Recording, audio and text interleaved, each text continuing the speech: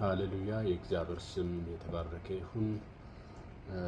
ሁላችሁም በኢየሱስ ክርስቶስ የተጠራችሁ የእግዚአብሔር ቅዱሳን እግዚአብሔር የወደዳችሁ በልጁ በኢየሱስ ክርስቶስ በማዳኑ ስራ ላመናችሁት በመስቀሉ ስራ አምናችሁ የዘላለም ሕይወት ላገኛችሁ ቅዱሳን ወንድሞች እንኳን ለ2018 በሰላም አደረሳችሁ። እግዚአብሔር ቸርነትና ምሕረት በስቶልን በዚህ ዓመት ሌላ አዲስ ተጨማሪ ዓመት ተጨምሮልን ይህን ቀን ይህን ጊዜ ይህን ዓመት እንድናይ እግዚአብሔር ረድቶናልና እግዚአብሔር ስሙ የተባረከ ይሁን። በዚህ 2018 እንደ እግዚአብሔር ፍቃድ ቢሆንና ብንኖር የእግዚአብሔርን ቃል ሼር አድርግላችኋለሁ። የእግዚአብሔር መጽሐፍ ቅዱስ የሚለውን አንዳንድ ትምህርቶችን እናያለን።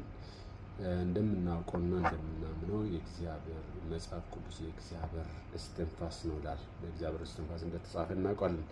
ስለዚህ ሁላችሁም በኢየሱስ ክርስቶስ የተጠራችሁ ከጨለማ ወደሚደነቅ ብርሃን የመጣችሁ ከኢየሱስ መስቀል ስራ ያመናችሁና የዘላለም ሕይወት ያገኛችሁ ዋጋ የተከፈለበት ግን ለኛ በነፃ ለሆነው በዚህ ስም የተቀደሳችሁና ቅዱሳን የሆናችሁ የተመረጣችሁና ምርጦች የሆናችሁ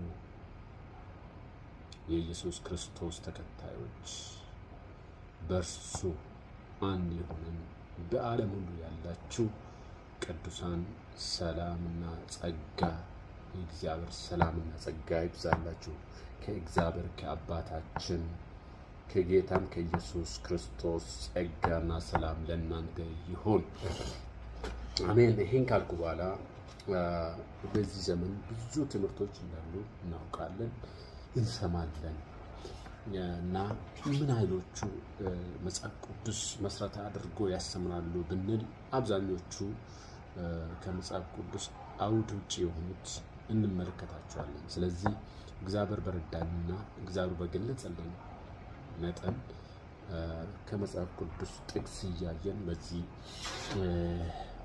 2018 አብረን እንማማራለን። ስለዚህ ዛሬ የማካፍላችሁ የእግዚአብሔር ቃል የሮሜ መጽሐፍ ምዕራፍ 4 ላይ የሚገኝ ነው። እሱ ምን ይላል?